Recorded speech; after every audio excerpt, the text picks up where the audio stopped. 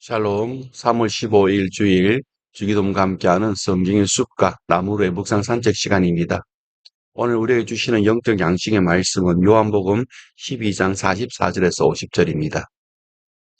오늘의 묵상 포인트는 예수님을 믿는다는 말이 나에게는 어떤 의미로 다가오는가라는 주제입니다. 예수님의 눈물만큼이나 외침도 낯설다고 하지만 호산나 외친 군중에 대한 화답처럼 때가 얼마 남지 않은 분의 절박한 호소처럼 왕관자들을 향한 최후 통첩입니다.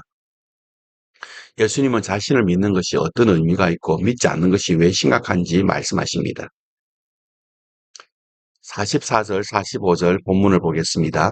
예수께서 외쳐 이르시되 나를 믿는 자는 나를 믿는 것이 아니요 나를 보내신 이를 믿는 것이며 나를 보는 자는 나를 보내신 이를 보는 것이니라.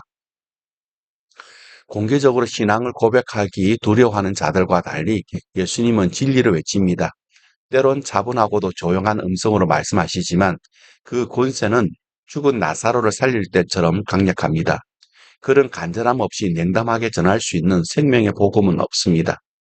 예수님은 자신이 누구인지 왜 오셨는지를 거침없이 전하십니다. 예수님은 자신을 본 자는 하나님을 보았다고 하실 만큼 하나님의 완전한 계시입니다. 하나님의 성품과 뜻을 가장 잘 반영하는 아들입니다. 예수님의 말씀이 하나님의 말씀입니다. 그러니 예수님만이 하나님의 구원에 이르는 길과 진리와 생명이 되십니다. 이제 살고 죽는 것이 예수님을 향한 태도에 달려 있습니다. 구원과 심판의 기준입니다. 46절에서 48절을 보겠습니다. 나는 빛으로 세상에 왔나니 물은 나를 믿는 자로 어둠에 거하지 않게 하려 함이로다. 사람이 내 말을 듣고 지키지 아니할지라도 내가 그를 심판하지 아니하노라. 내가 온 것은 세상을 심판하려 함이 아니요 세상을 구원하려 함이로다. 나를 저버리고 내 말을 받지 아니하는 자를 심판할 이가 있으니 곧 내가 한 그 말이 마지막 날에 그를 심판하리라. 예수님이 오신 사건은 어둠의 세상에 빛을 비추는 사건입니다. 빛으로 오셨기에 누구도 포기하지 않고 아버지께로 인도하기를 원하셨습니다. 심판을 위해서가 아니라 구원을 위해서입니다. 어둠에 짓눌려 희망 없이 살아가는 이들을 빛 가운데로 인도하기 위해서입니다. 그것이 진심이고 진리입니다. 그런데 세상은 그 진심과 사랑을 믿지 않았습니다. 구원받을 필요가 있는 어둠이라고 인정하지 않았습니다. 그래서 빛을 거절하고 왕을 거절했습니다.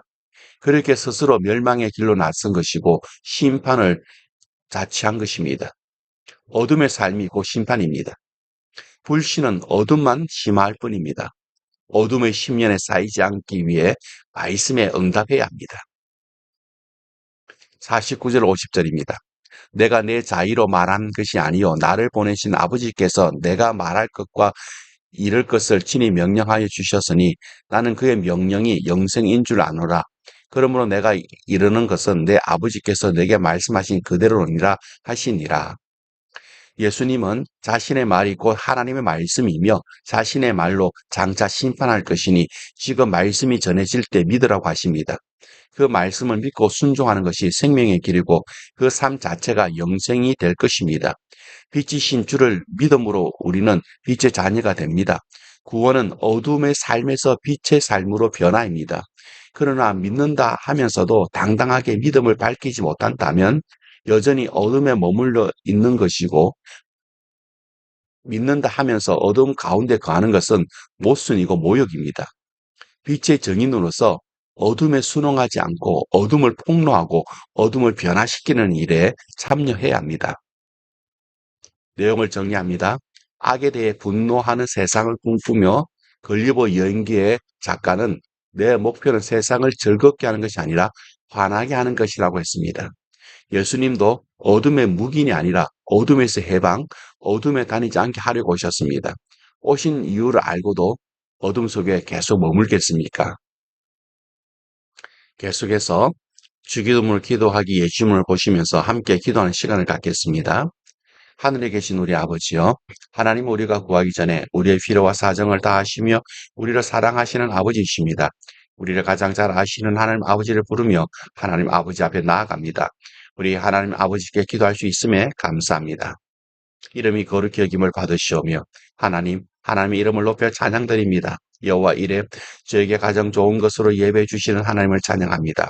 여호와 로이 좋은 길로 인도해 주시고 이끌어 주시는 선한 목자 되시는 하나님을 찬양합니다. 여호와 리시 우리에게 승리를 주시는 하나님 아버지를 찬양합니다. 여호와 샬롬 우리에게 하늘의 평안으로 함께 하시는 하나님 아버지를 찬양합니다. 여호와 라파 저를 구원하시고 치료하시고 회복시키시고 새롭게 하시는 하나님을 찬양합니다. 임마누엘 저와 언제 어디서나 항상 함께 하시는 하나님 아버지를 찬양합니다. 나라가 임하시오며 전능하신 하나님 우리의 마음과 삶을 드립니다. 다스려 주옵소서. 우리 가정을 주님 손에 올려드립니다. 통치하여 주옵소서. 우리 교회 자녀들의 학교, 우리의 직장, 사회의 모든 영역을 통치하여 주옵소서. 우리 모두에게 성령이 임하셔서 권능을 받고 주님의 증인으로 사회 전 영역에서 하나님 나라를 임하게 하는 자로 살도록 다스려 주옵소서. 우리의 염려와 모든 문제도 맡겨오니 다스리시며 통치하여 주옵소서. 뜻이 하늘에서 이루어진 것 같이 땅에서도 이루어지이다.